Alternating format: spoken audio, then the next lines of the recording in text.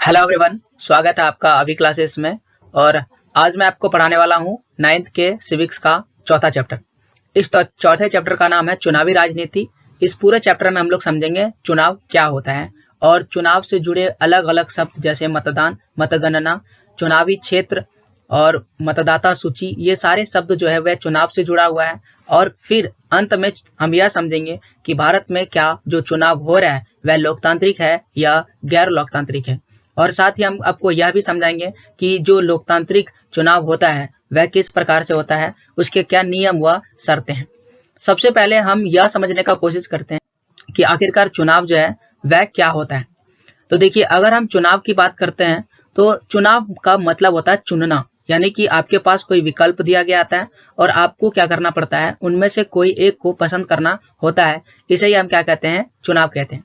चुनाव लोकतंत्र का एक बहुत ही अभिन्न अंग है। अभिन्न का मतलब होता है इसके बिना चल नहीं सकता है, क्योंकि चुनाव के माध्यम से ही लोग क्या करते हैं, अपने जनप्रतिनिधियों को आप इस प्रकार से समझिए कि जिसे हम नेता कह सकते हैं, इसका क्या करते हैं, चुनाव करते हैं, ताकि सरकार का क्या हो सके, गठन हो सके और सरकार बाकी सभी काम कर सके। और इसीलिए चुनाव बहुत ज्यादा जरूरी है। भारत में, चूंकि भारत एक बहुत ही विविधता वाला देश है और भारत एक बहुत बड़ा देश है, इसलिए भारत में चुनाव किसी उत्सव से कम नहीं लगता है। यानी कि जब चुनाव होता है तब यहाँ लगता है कि एक फेस्टिवल हो रहा है, और इसीलिए भारत में चुनाव जो है वह उत्सव के जैसा लगता है। अब जब हम समझ चुके हैं कि चुनाव क्या होता है, तो आखिरकार चुनाव से जुड़े हुए अलग अलग शब्द इस चैप्टर में हम आपको मेनली इन सभी चीजों को पढ़ाएंगे। जैसे मैं आपको समझाऊंगा कि चुनाव क्यों जरूरी है, और चुनाव में जो मतदाता होते हैं यानी कि जो वोट देने वाले होते हैं वह किन चीजों का चुनाव करते हैं, और ये जो राजनीतिक प्रतिद्वंदिता होता है ये क्या चीजें होती है और क्या ये अच्छी चीजें हैं या खराब है। और फिर हम समझेंगे कि हमारे देश यानी भारत में किस प्रकार की चुनाव होती है, हमारी चुनाव की प्रणाली क्या क्या है। इसमें हम लोग समझेंगे मेनली मतदाता सूची क्या होता है, उम्मीदवारों का नामांकन किस प्रकार होता है, चुनाव अभियान से आप क्या समझते हैं, मतदान और मतगणना से क्या समझते हैं। और अंत में पूरे टॉपिक को क्लियर करने के बाद हम लोग अंत में समझेंगे कि चुनाव जो है उसका लोकतांत्रिक तरीका क्या होता है और भारत में चुनाव का लोकतांत्रिक तरीका कैसा है। ओके, मैनली लास्ट में हम लोग भारत में चुनाव जो है वह लोकतांत्रिक है या नहीं है, इस पर हम चर्चा करेंगे। आइए बढ़ते हैं आगे। मेरा नाम अजीत कुमार है और मैं इस वीडियो को लेकर आपके समक्ष आ चुका हूं। आप मुझे फॉलो कर सकते हैं सोशल मीडिया, टेलीग्राम, इंस्टाग्राम और फेसबुक पर। जो इंस्टाग्राम और फेसबुक है, यहाँ पर आप फॉलो करके मुझसे पर्सनल सवाल अगर पूछना चाहते हैं तो पूछ सकते हैं। और अगर आप मुझे टेलीग्राम में फॉलो करते हैं तो टेलीग्राम में आप मुझसे जो प्रश्न है वह पूछ सकते हैं। प्रश्न का अगर बात की जाए तो प्रश्न वैसे प्रश्न जैसे कि कोई अगर क्वेश्चन है किताब से जुड़ा हुआ या परीक्षा से जुड़ा हुआ है, तो मेनली टेलीग्राम के माध्यम से आप वहां पर उसका फोटो भेज सकते हैं और मैं उस फोटो को देख करके अगर सवाल का जवाब इजी तरीके से दिया जा सकता है तो मैं आपको वहां पर ही कमेंट कर दूंगा, और अगर डिफिकल्ट लगता है तो मैं एक वीडियो के माध्यम से पूरे टॉपिक को बेहतर तरीके से समझाऊंगा। अगर आप किसी पर्सनल बोर्ड से हैं और उस बोर्ड का जिस कोई भी बोर्ड से हैं और आपको किसी एक खास टॉपिक में आपको समझने में दिक्कत होती है तो उसका भी फोटो आप मुझे भेज सकते हैं और इस टॉपिक को मैं क्लियरली समझा दूंगा आपको। तो ये सारी चीजें आप टेलीग्राम से जुड़ करके फायदा उठा सकते हैं। तो जुड़िए टेलीग्राम से, और पर्सनल सवालों के लिए आप मुझे इंस्टाग्राम और फेसबुक में फॉलो कर सकते हैं।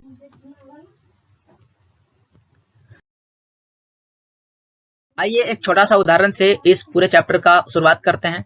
तो सबसे पहले मैं बताता हूं हरियाणा में हुए चुनाव का। देखिए, हरियाणा जो है हमारे भारत देश का एक राज्य है और यहाँ पर एक लोकसभा मतदान होता है, यानी कि लोकसभा के लिए चुनाव होता है। यहाँ पर आप देख सकते हैं उसके अलग अलग क्षेत्र जो जो मौजूद है कहाँ पर, हरियाणा में। हरियाणा का पड़ोसी राज्य पंजाब है, हिमाचल प्रदेश है, उत्तर प्रदेश है, राजस्थान है। अगर आप देखे होंगे हरियाणा मैप में तो आपको पता होगा। तो यहाँ पर एक बार इलेक्शन यानी कि चुनाव होता है, और वह कब का चुनाव है, 1987 का चुनाव है, 1987 का। और यही एग्जाम्पल हमारी किताब में भी दिया गया है। तो इसमें कुल मिलाकर के जो दो पार्टियां होती है, एक को हम बोलेंगे कांग्रेस और दूसरे को जो है वह था लोक सामान्य दल, यानी कि लोकदल पार्टी इसको कहते हैं, और एक अन्य पार्टी है जिसको बीजेपी कहते हैं। तो कुल मिलाकर के लोकदल पार्टी और बीजेपी, ओके ना, इन दोनों ने मिल करके यानी कि लोकदल और उनके समर्थक पार्टी ने 60 + 16 यानी कि 76 जो है वोट हासिल कर दिया था आउट ऑफ 90, यानी कि 90 सीटों में से 76 सीटें क्या हो चुकी थी, जीत चुका था। और केवल जो कांग्रेस था वो कितनी सीट जीती थी, केवल 5 सीटें जीती थी। हम यहाँ पर क्या देखते हैं, हम यहाँ पर देखते हैं कि यहाँ सीट की बात की जा रही है, अलग अलग क्षेत्र में जीत की बात की जा रही है, और देखते हैं कि 90 में से 76 जो सीट है वो किसने जीत लिया था, लोकदल और उनके बाकी समर्थकों ने जीत लिया था। यहाँ पर अगर आप देखें तो आगे बाकी सभी चीजों का, जैसे कि Lokdal, Bharatiya Janata party, Indian national Congress, communist party of India, communist party of India, तो इन सभी चीजों का यहाँ पर दिया गया कितने कैंडिडेट थे, कितने जीते थे और टोटल वोट कितना मिला था, परसेंटेज में दिया गया था। कुल मिलाकर देखा जाए तो 90 में से 76 जो सीटें था, 90 में से 76 सीटें किसको जीत मिला था, लोकदल पार्टी को मिला था और उनके समर्थकों को मिला था। और जिन पार्टी को ज्यादा सीटें मिलती है सरकार उसी की बन जाती है। तो आगे बढ़ते हैं। इस उदाहरण से हम क्या समझते हैं, हम समझते हैं कि हमारे लिए चुनाव जो है वो बहुत ज्यादा जरूरी है। तो मेनली चुनाव में क्या होता है और चुनाव क्यों होता है, इसको समझते हैं।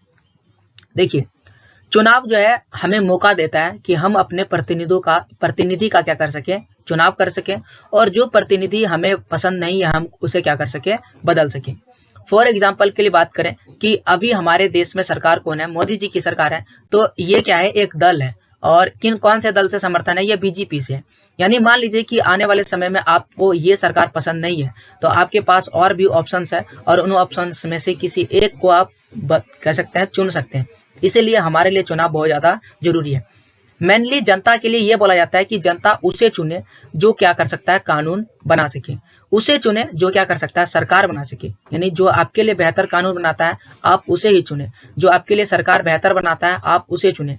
और अगर आप पार्टी को चुन रहे हैं तो उस पार्टी का चयन करें जिनकी नीतियां आपको बेहतर लगती है, सरकारी कानून आपको बेहतर लगती है और एक बेहतर समाज के लिए वो काम करता है, तो आप ऐसे व्यक्ति का चुनाव कर सकते हैं।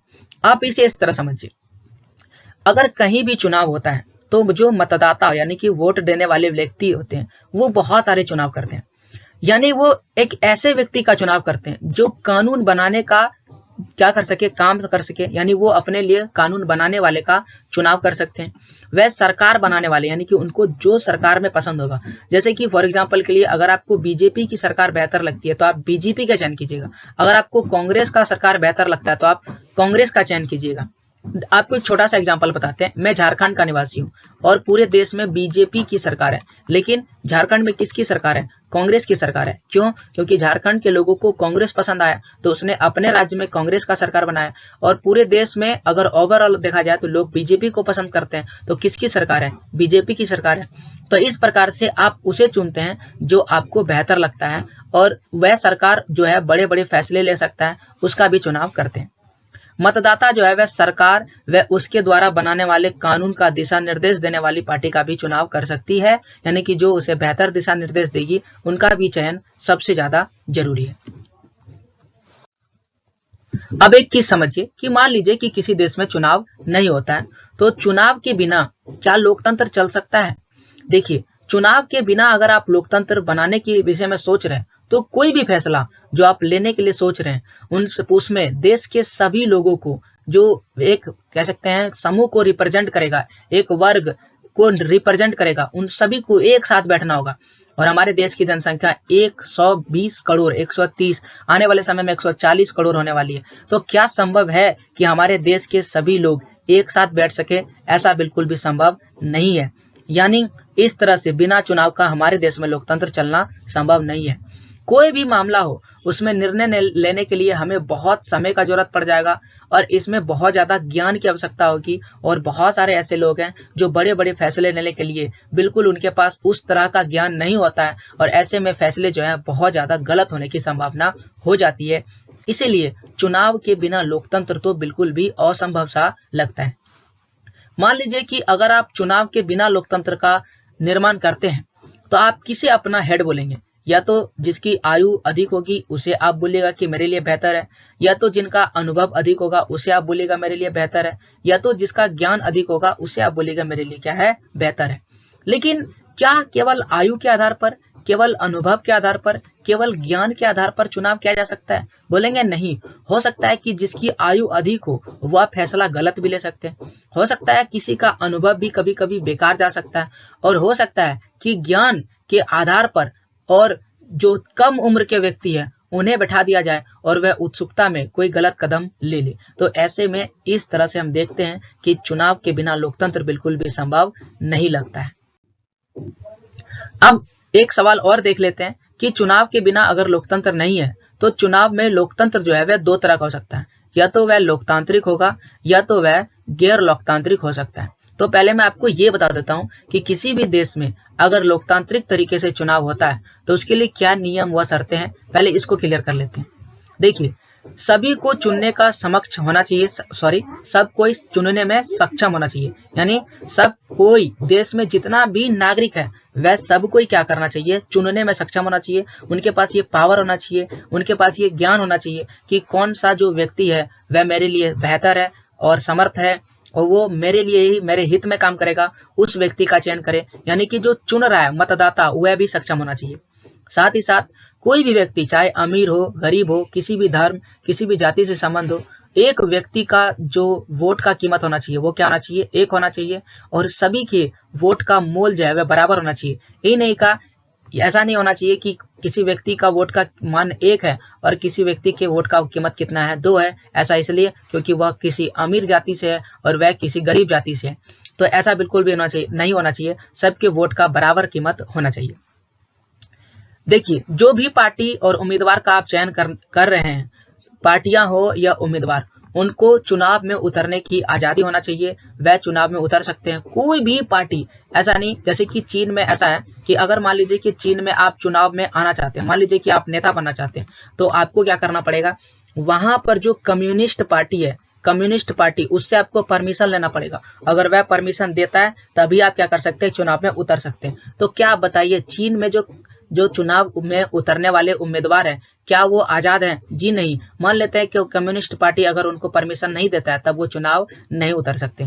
लेकिन भारत में ऐसा नहीं है, कोई भी नया पार्टी भी बना सकता है और कोई नया उम्मीदवार चुनाव में उतर सकते हैं और वह मतदाताओं के सामने क्या कर सकते हैं, विकल्प पेश कर सकते हैं कि आपको वह जगह पसंद नहीं है तो आप क्या कर सकते हैं, मुझे चुन सकते हैं। अगर मान लेते हैं कि आपको जो अभी सरकार है, जो कोई भी सरकार अगर चल रहा है, तो उस सरकार को अगर आप पसंद नहीं करते हैं तो एक काम कीजिए, हम एक नया पार्टी लेकर आए हैं, आप इस नए पार्टी को क्या कीजिए, चुनाव कीजिए। और ऐसे ही भारत में कुछ नए पार्टी जो है बन चुका है। जैसे कि भारत में है साम्यवादी दल, एक नया दल बना जिसे हम बोलते हैं साम्यवादी दल, मार्क्सवादी। तो इस प्रकार से नए दल बनते रहते हैं। अगला जो सबसे इंपॉर्टेंट है, अगर कोई लोकतांत्रिक देश है तो वहां पर जो चुनाव है उसका टाइम पीरियड एकदम फिक्स होना चाहिए, एक नियमित अंतराल में चुनाव होना चाहिए। 5 साल में हो रहा है तो अगले 5 साल में फिर से चुनाव होना चाहिए। अगर कहीं 10 साल में चुनाव हो रहा है तो अगले 10 साल में फिर से चुनाव होना चाहिए। अगर कोई 6 साल में हो रहा है तो अगले 6 साल में फिर से चुनाव होना चाहिए। यानी कि जो टाइम है वह बिल्कुल ही फिक्स होना चाहिए। अगला है कि लोग जिन्हें चाहे, वास्तव में चुनाव उसी का होना चाहिए। इस लाइन का अर्थ यह है कि आप जिसे पसंद करते हैं, जो उम्मीदवार है आपका पसंदीदा उम्मीदवार होना चाहिए, आप उसे ही वोट दीजिए, उसे ही चुना जाना चाहिए। ये क्या है, एक लोकतांत्रिक चुनाव है। ऐसा नहीं कि आपसे जबरदस्ती उसी व्यक्ति को वोट दिलवाया जा रहा है जो आप पसंद नहीं करते हैं। आप अगर उसे पसंद नहीं करते हैं और आपको उसी को वोट देने के लिए दिया जा रहा है, फॉर एग्जाम्पल के लिए मान लीजिए कि हमारे देश में बीजेपी है और 2 बड़े दल है, एक कांग्रेस है।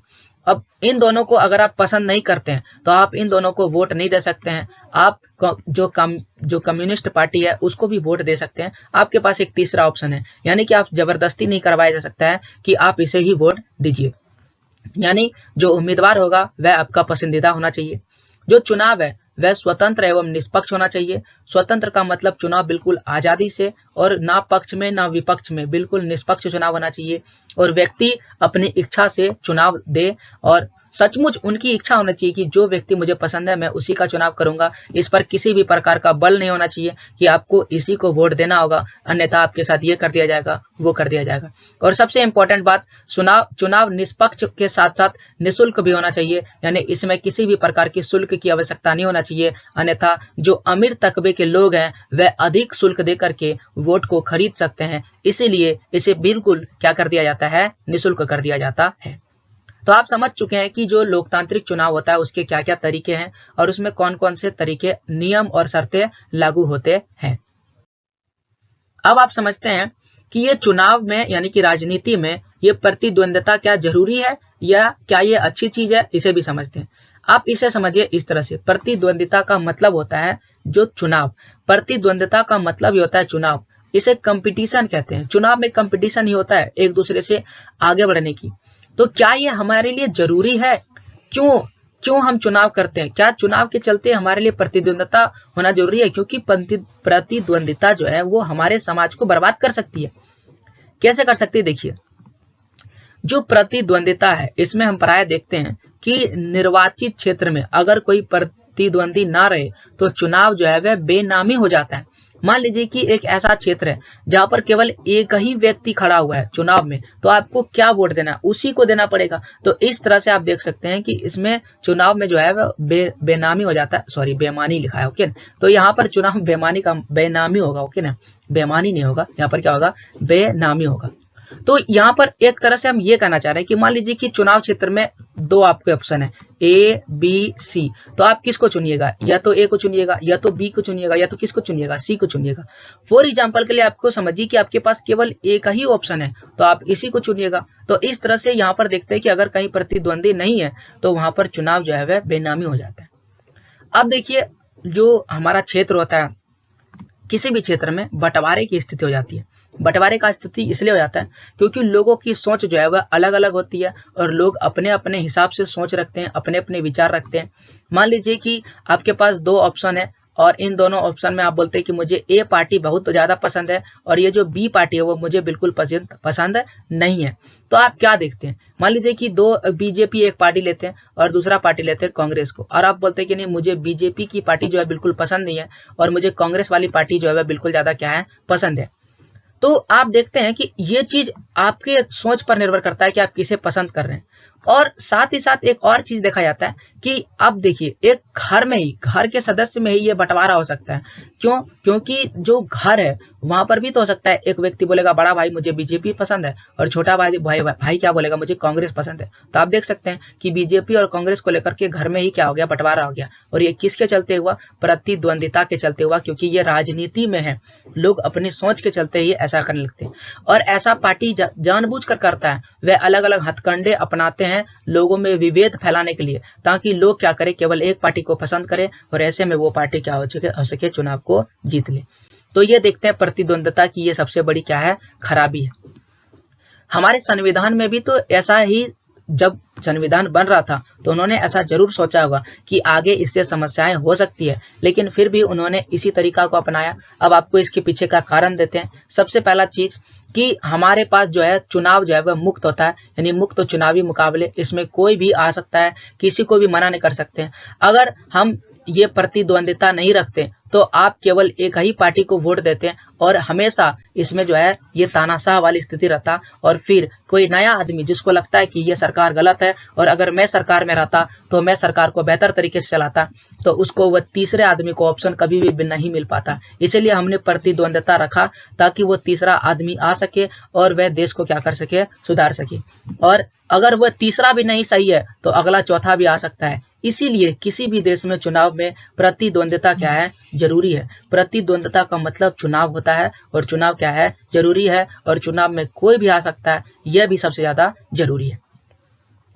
अब देखिए, तो आप समझ सकते हैं सबसे पहले उन्होंने मुक्त चुनाव मुकाबले के लिए ऐसा किया, और साथ ही साथ उन्होंने ऐसा इसलिए किया क्योंकि दीर्घकालीन रूप से यही व्यवस्था क्या करती है? काम करती है। लंबे समय में यह व्यवस्था बेहतर काम करती है, क्योंकि लोग, नेता को पहले से ही पता होता है कि लोग के हित में किस में जाना है। देखिए यहाँ पर एक चीज यहाँ पर लिखा गया है कि नेता को पहले से ही पता होता है कि लोगों के हित किस में है, और इसलिए वो अपने हित के लिए क्या करता है? कुछ भी कर सकता है। चुनाव में जीतने के लिए जनता की बर्बादी, आबादी, कुछ भी कर सकता है। लेकिन ऐसा कम होता है कि लोगों को लोगों का क्या कर सके? ख्याल रखा जाए। ऐसा हम जानते ही है कि लोगों का ख्याल नहीं रखा जाता है। जैसा कि आप जानते हैं कि चुनाव जीतने के बाद जो नेता होते हैं वह यही सोचते हैं कि मैं कैसे अमीर बनूं। तो लंबे समय तक जब सरकार रहती है तो सरकार लंबे समय तक लूट लेगी जनता को, और वह अमीर पर अमीर बनता चला जाएगा और जनता का कोई ख्याल नहीं रखा जाएगा।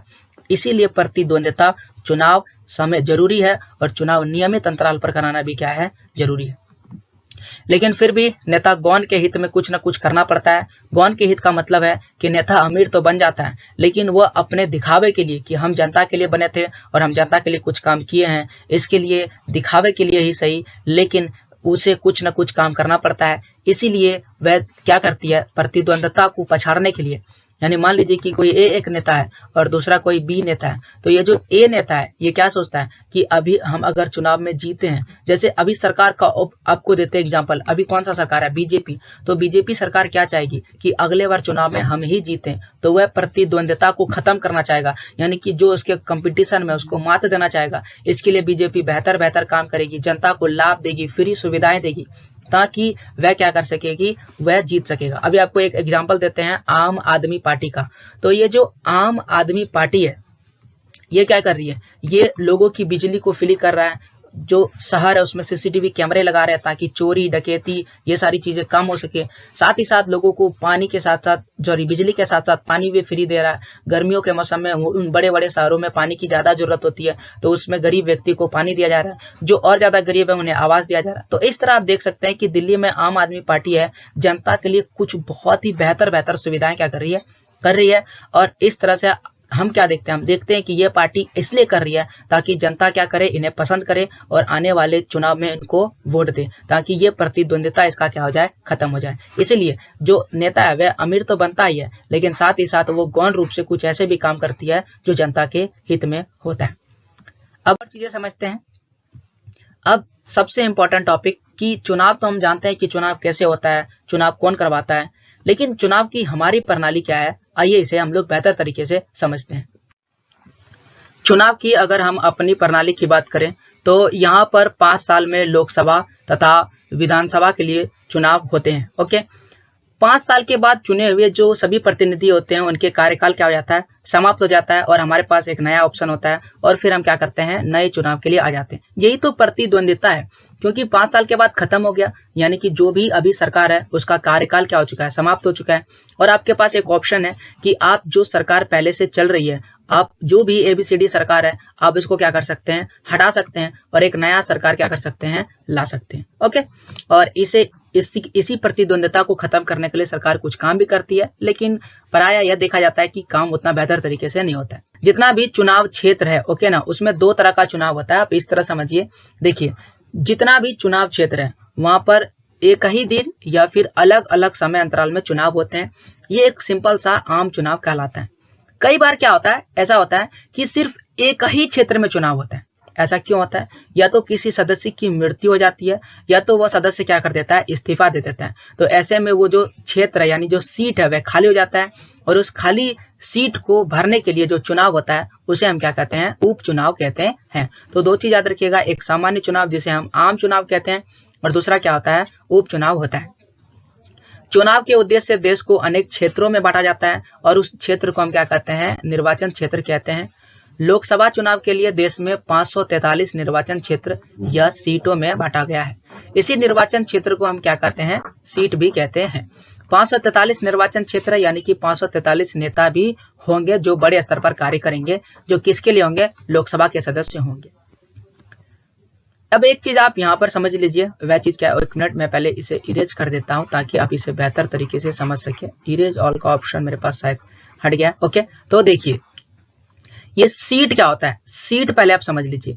एक सदस्य का जो चुनाव होता है तो जो निर्वाचन क्षेत्र होता है उस निर्वाचन क्षेत्र को ही हम क्या कहते हैं, सीट कहते हैं। अगर एक निर्वाचन क्षेत्र है तो कितना सीट होगा, 1 सीट होगा। अगर 2 निर्वाचन क्षेत्र है तो कितना सीट होगा, 2 सीट होगा।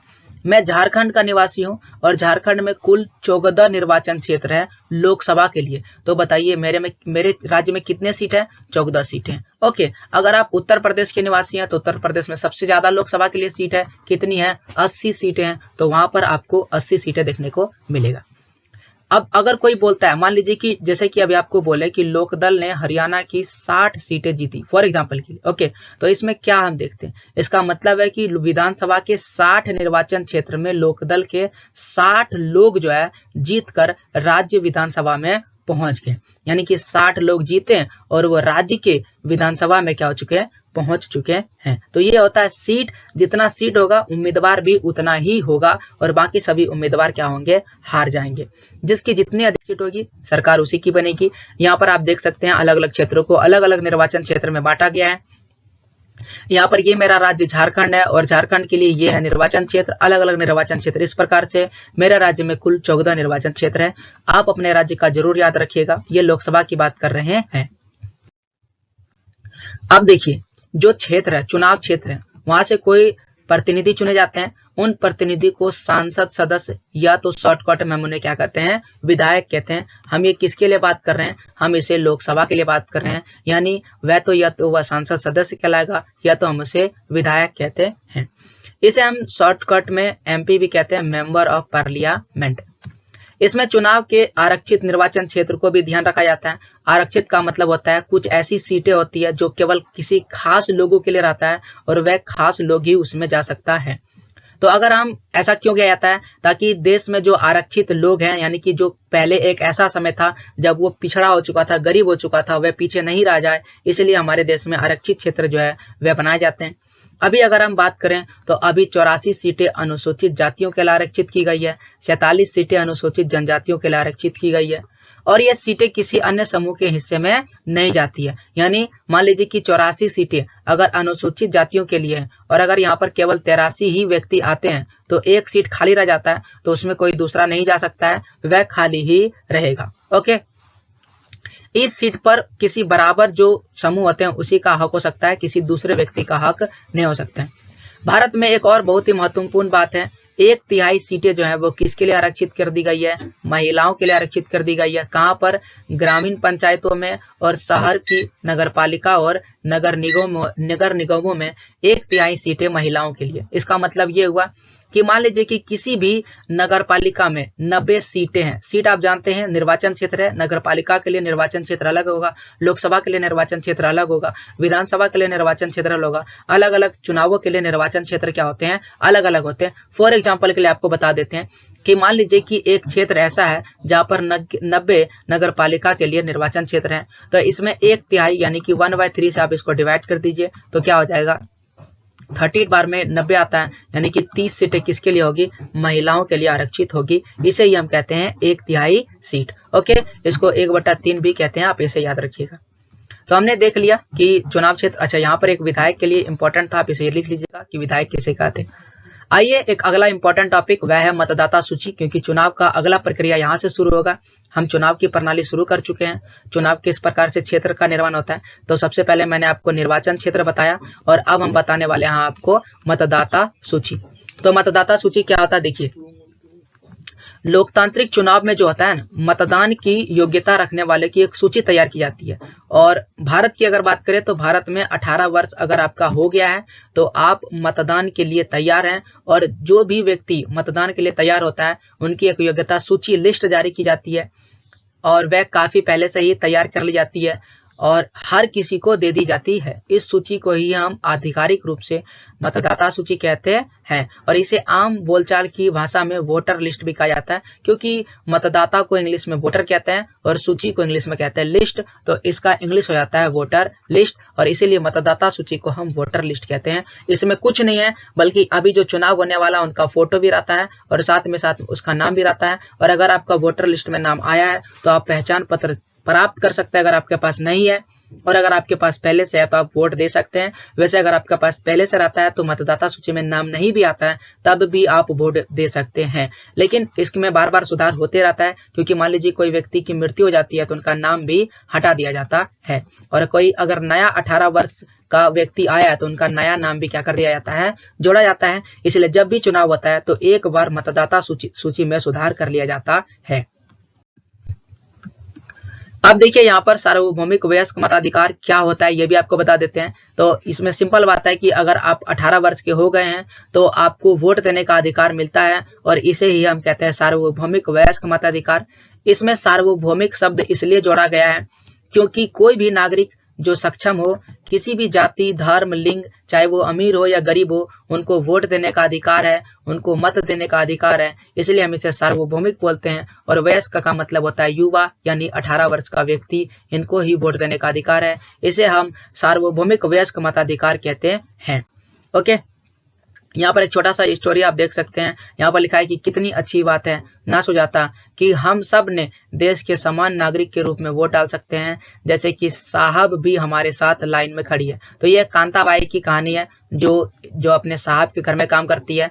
और आप देख सकते हैं कि कांताबाई जो उनके घर में काम करती है नौकरानी की, वह भी क्या कर रही है, वोट दे रही है लाइन में खड़े होकर के, और उनके साहब भी क्या कर रहे हैं, पीछे लाइन में खड़े हैं। तो आप देख सकते हैं यहाँ पर सभी क्या है, बराबर है। अगर आप लाइन में लगे हुए हैं तो आपको भी लाइन में लगना पड़ेगा, तभी आप क्या कर सकते हैं, वोट दे सकते हैं। अब आता है उम्मीदवारों का नामांकन। उम्मीदवार कौन है, जो नेता बनेगा उसे हम क्या कहते हैं, उम्मीदवार कहते हैं। और इनका नामांकन होगा, यानी कि ये अब नामांकन लिस्ट में नाम डलवाएंगे कि मैं नेता के लिए खड़ा हो रहा और लोग मुझे वोट दें।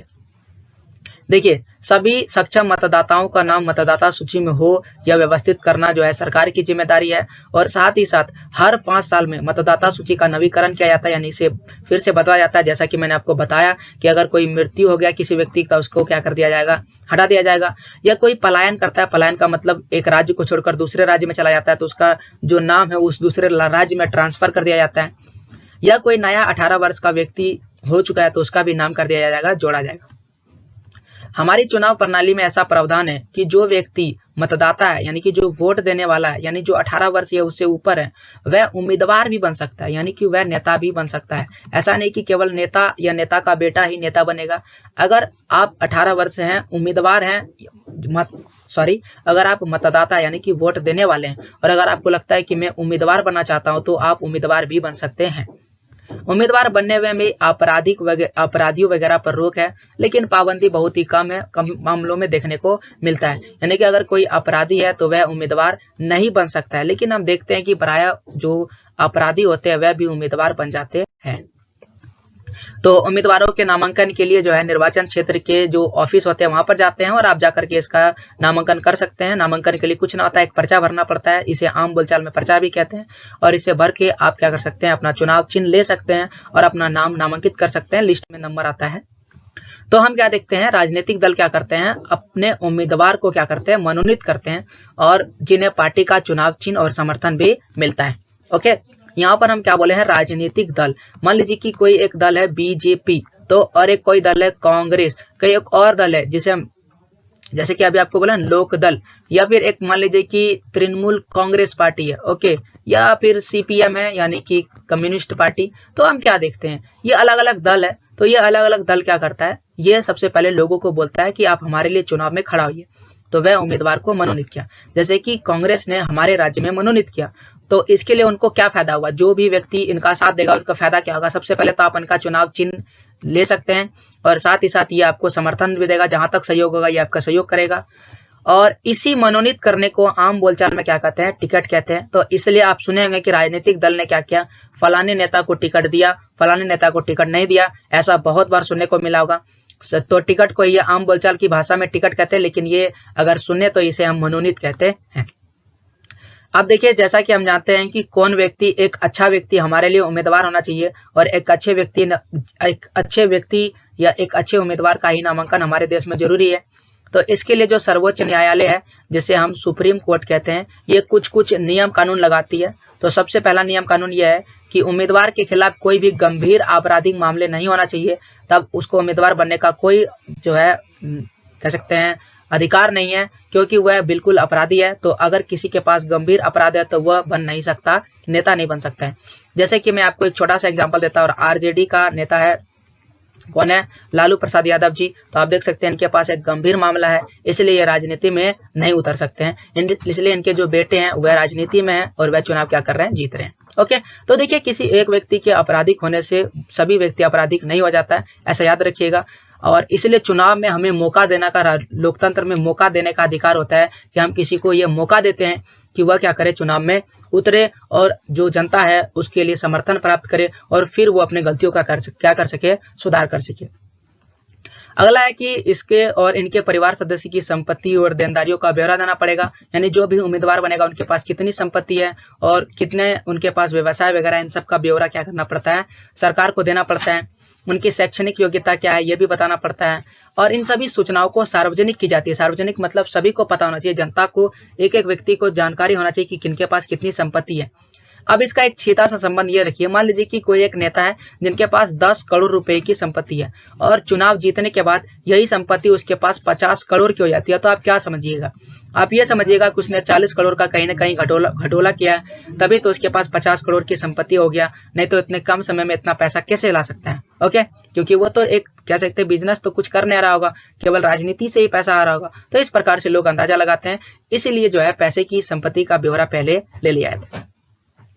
इससे मतदाताओं और उम्मीदवार द्वारा खुद के बारे में सूचना के आधार पर अपने फैसले का मौका भी मिलता है। ये सारी चीजें जरूरी होता है, इसलिए इन सभी सूचनाओं को लेता है और सूचना के आधार पर ही जो जनता है वो यह फैसला लेता है कि मुझे ये जो सरकार है, ये जो दल है, ये जो उम्मीदवार है, इसे चुनना चाहिए या नहीं चुनना चाहिए।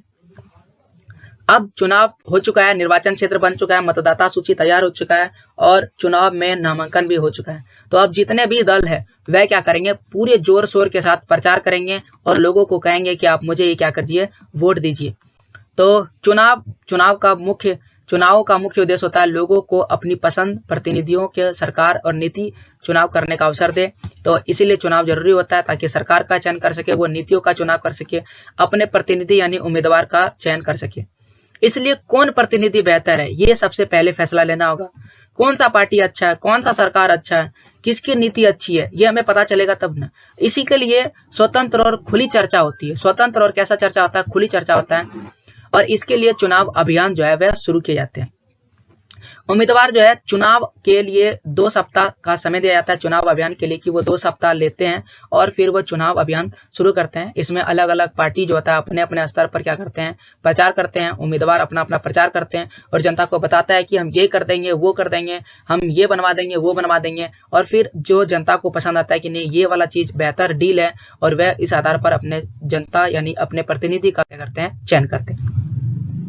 अब आगे देखते हैं, वोट के लिए कुछ महत्वपूर्ण मुद्दों पर भी बात होती है जिससे वोटर क्या होता है, वोट दे सकता है। एक छोटा सा एग्जांपल दिए, जैसे कि आपको एग्जांपल देते हैं। एक नारा लिया था 1971 में इंदिरा गांधी जी ने दिया था, गरीबी हटाओ। तो लोगों ने सोचा कि जब भी इंदिरा गांधी की सरकार बनेगी तो गरीबी को पूरी तरह से क्या कर दिया जाएगा, हटा दिया जाएगा। तो लोगों ने किसको वोट दिया, इंदिरा गांधी जी को वोट दिया, यानी उनके जो राजनीतिक दल है उनको क्या कर दिया, वोट दे दिया। अगला है कि लोकतंत्र बचाओ, एक ऐसा नारा आया था 1977 में, जयप्रकाश नारायण जी ने दिया था। तो यहाँ पर लोकतंत्र खतरे में था। क्यों खतरे में था, क्योंकि इसके पहले केवल कांग्रेस आ रही थी। तो इसीलिए बोला कि नहीं, अब लोकतंत्र बचाने की बारी है। ये नारा दिया गया तो लोगों को लगा हाँ लोकतंत्र खतरे में है। तो इसके लिए क्या किया गया, फिर से लोगों ने जयप्रकाश नारायण जी को वोट दिया, उनकी सरकार बन गई, इंदिरा गांधी जी की सरकार गिर गई। तो हम क्या देखते हैं, यही है मुद्दा, इसी को हम क्या कहते हैं, मुद्दा कहते हैं। राजनीति में, लोकतंत्र में ये मुद्दा बनता है और इसी मुद्दे पर लोग क्या करते हैं, वोट देते हैं। तो अब जो है जनता उसको पूरी तरह से पता है कि अगला जो सरकार आने वाला है वो क्या काम करेगी और हमें किसे वोट देना चाहिए। तो इस आधार पर लोग वोट देते हैं। हालांकि प्रचार के लिए उम्मीदवार को स्वतंत्र अधिकार तो मिलता है, वो पूरी तरह से स्वतंत्र है प्रचार करने के लिए, लेकिन वह कुछ कुछ कामें नहीं भी कर सकती है। तो चुनाव प्रचार के दौरान कौन कौन सा काम नहीं कर सकता, ये देखते हैं। सबसे पहले आप मतदाता को प्रलोभन नहीं दे सकते हैं, यानी मतदाता को घूस नहीं दे सकते, धमकी नहीं दे सकते हैं, और साथ ही साथ उन्हें पैसा देकर के, लालच देकर के अपने पास वोट देने के लिए नहीं कर सकते।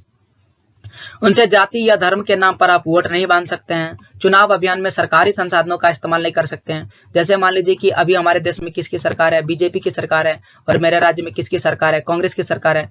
तो बीजेपी सरकार चूंकि है तो ये सरकारी धन का तो इस्तेमाल कर ही रही है, लेकिन जब चुनाव अभियान होगा तभी ना ही ये सरकारी धन का इस्तेमाल कर सकती है और ना ही सरकारी संसाधन जैसे सरकार की गाड़ी, बस, ये सारा चीज कुछ भी इस्तेमाल नहीं कर सकती है, और ना ही मेरे राज्य में कांग्रेस की सरकार ऐसा कर सकते हैं। अगला है कि लोकसभा चुनाव में एक निर्वाचन क्षेत्र में अलग अलग, जैसे कि अगर लोकसभा का चुनाव है तो एक उम्मीदवार अपने निर्वाचन क्षेत्र में 25 लाख रुपए खर्च कर सकती है, और अगर विधानसभा का चुनाव है तो वह केवल 10 लाख रुपए खर्च कर सकती है। इससे ज्यादा वो खर्च नहीं कर सकता है। अगर वो दोषी पाया जाता है तो उसे चुनाव पद से रद्द भी किया जा सकता है और उनके खिलाफ कार्रवाई भी की जा सकती है। ये सारे नियम कानून है। इसके अलावा भी कुछ नियम कानून है जो इस प्रकार से है, जिसे हम आदर्श आचार संहिता कहते हैं। आचार संहिता क्या है, आपको थोड़ा सा एक्सप्लेन कर देते हैं। तो देखिए, भारत में निर्वाचन आयोग जो होते हैं, यानी कि जो चुनाव करवाते हैं, वह स्वतंत्र एवं निष्पक्ष निर्वाचन सुनिश्चित करने हेतु चुनावों में राजनीतिक दलों या उम्मीदवारों को मार्गदर्शन के लिए कुछ नियम और कायदे कानून बनाए हैं, और इन्हीं नियम और कायदे कानून को आदर्श आचार संहिता कहते हैं या आदर्श आचार संहिता कहलाता है। कुछ नियम कानून के विषय में अभी हम थोड़ी देर पहले मैंने आपको बताया है, और उन्हीं नियम कानून के आधार पर वो क्या करते, काम करते हैं। ओके, अब आगे देखते हैं। तो यहाँ पर देखिए पहला, दूसरा, तीसरा ये कुछ नियम है। सबसे पहले चुनाव प्रचार के लिए धर्मशाला का उपयोग नहीं कर सकते हैं, सरकारी वाहन विमान अधिकारी का चुनाव नहीं कर सकते हैं, चुनावी अधिघोषणा, ये सारा चीज पहले बताएं कि ये सारा चीज क्या कहलाता है, आदर्श आचार संहिता कहलाता है।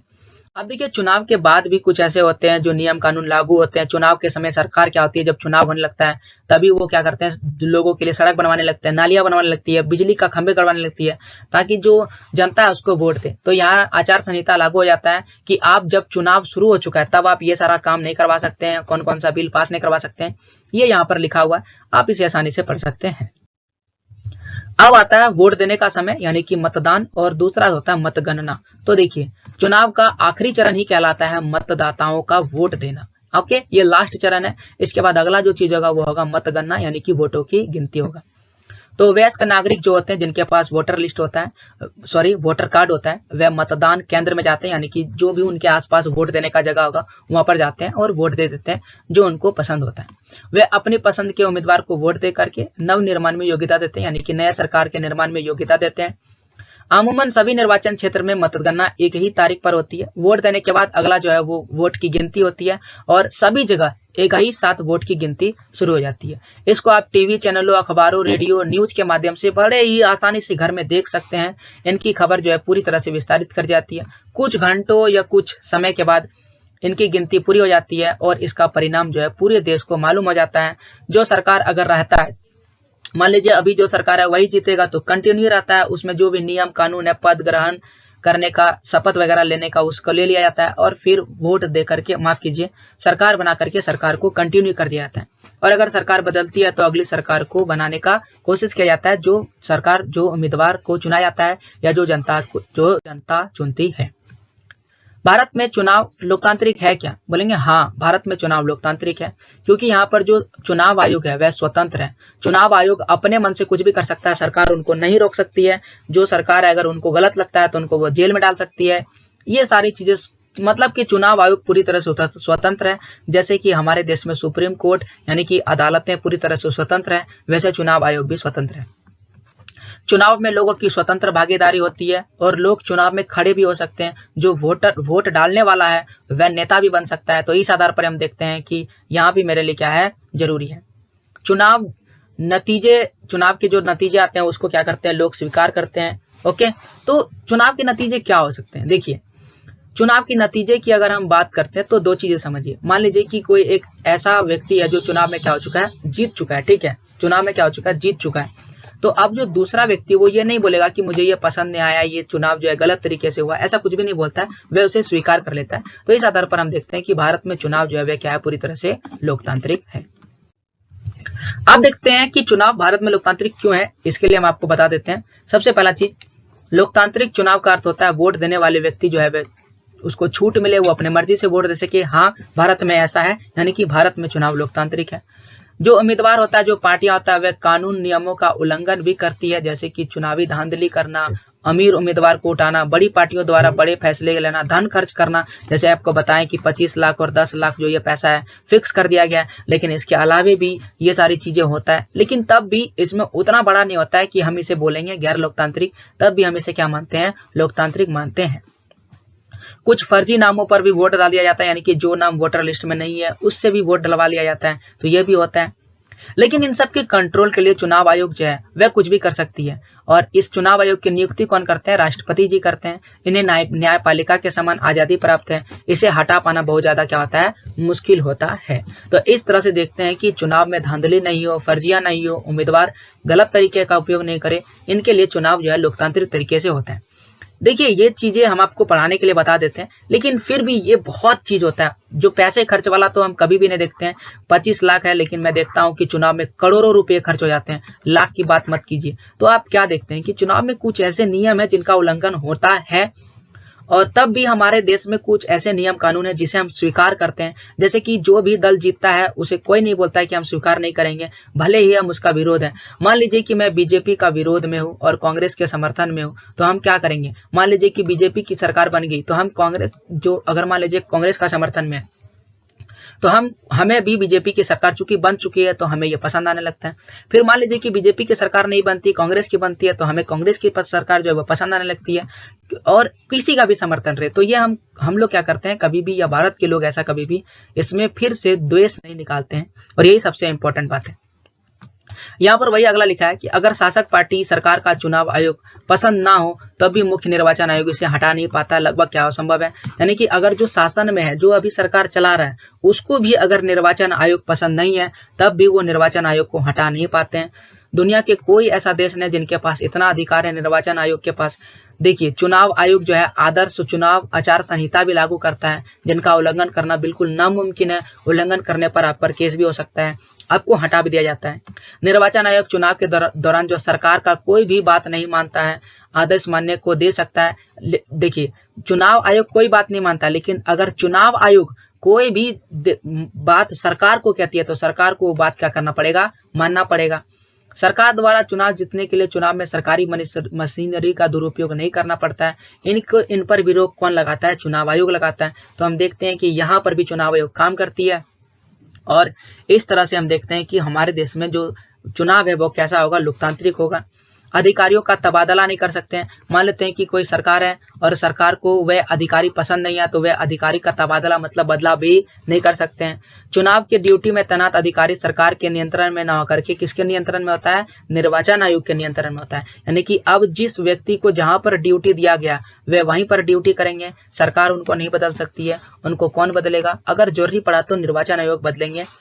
आयोग हमेशा अपनी शक्तियों का विस्तार करते रहते हैं, यानी कि उनकी शक्तियां हर 10 साल बढ़ती रहती है, कभी भी घटती नहीं है। तो इस प्रकार से हम देखते हैं कि चुनाव को लोकतांत्रिक बनाने के लिए ही हमारे देश में किसकी स्थापना की गई है? हमारे देश में निर्वाचन आयोग की स्थापना की गई है, और वो एक बेहतर तरीके से कार्य करती है।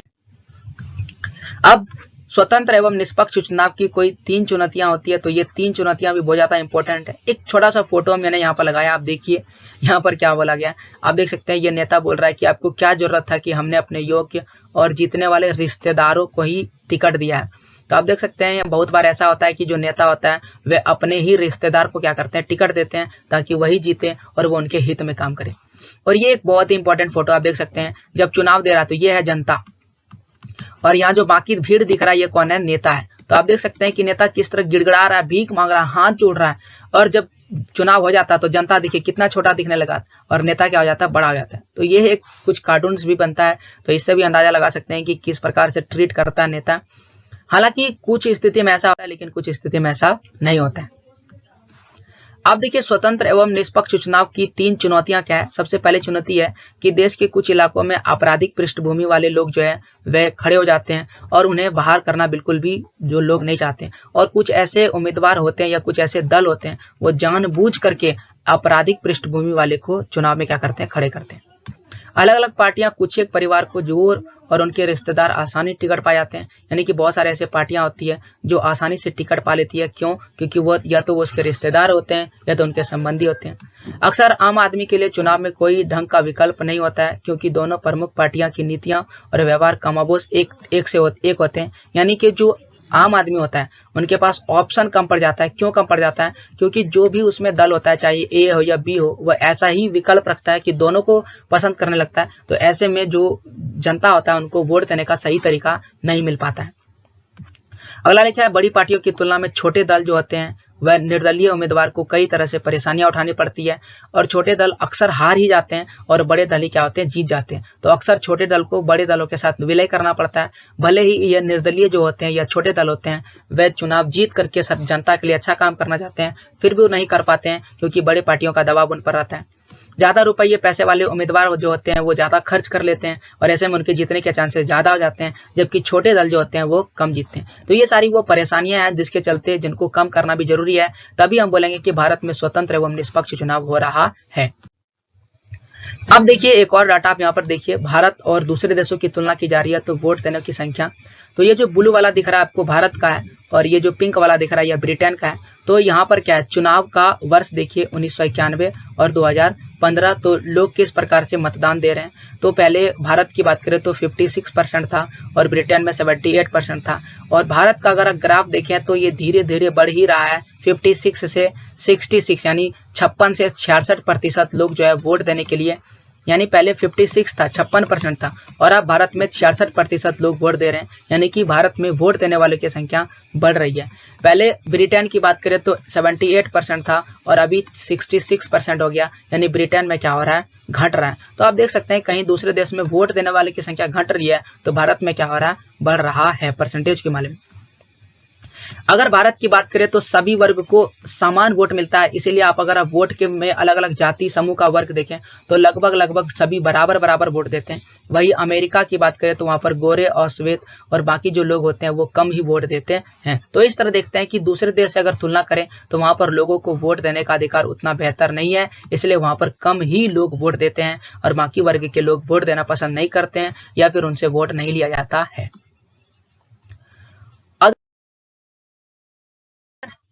और एक और चीज देखते हैं, किसी लोग से पूछा गया क्या क्या वोट देने से कोई फर्क पड़ता है, तो इस पर भी एक डाटा देख सकते हैं। फर्क पड़ता है, ज्यादा लोग बोलते हैं कि हाँ वोट देने से फर्क पड़ता है, सरकार अच्छी बनती है, उनकी नीतियां हमें अच्छा लगता है। बहुत सारे लोगों को फर्क लगता है कि कोई फर्क नहीं पड़ता है, सरकार बदले चाहे वही रहे, कोई फर्क पड़ने वाला नहीं है। और कुछ लोगों को लगता है मुझे पता ही नहीं है फर्क पड़ता है या नहीं पड़ता है।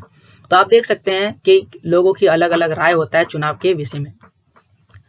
और एक और यहाँ पर देख सकते हैं, यहाँ पर लिखा गया कि भारत में चुनाव संबंधित किसी गतिविधियों में भाग लेने वाले का प्रतिशत 1996 में 8% था, 98 में कितना हो गया 13%, 99 में 21% और 2004 में 32%, यानी भाग लेने वालों की संख्या भी दिन प्रतिदिन क्या होता चला जा रहा है, बढ़ता जा रहा है।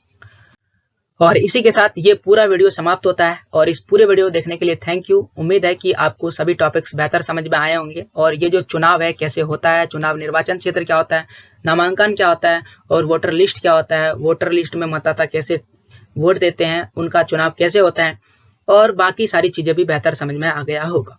तो थैंक्स पूरे वीडियो देखने के लिए। मिलते हैं आपसे अगले वीडियो में। और एक लास्ट में आपसे रिक्वेस्ट करेंगे, सब्सक्राइब कीजिए मेरे वीडियो चैनल को और अभी क्लासेस डाउट और अभी क्लासेस ऑब्जेक्टिव दोनों ही चैनल को जरूर सब्सक्राइब कीजिए एक बेहतर क्वेश्चन आंसर और एक्सप्लेनेशन के लिए। मिलते हैं अगले वीडियो में। Thank you.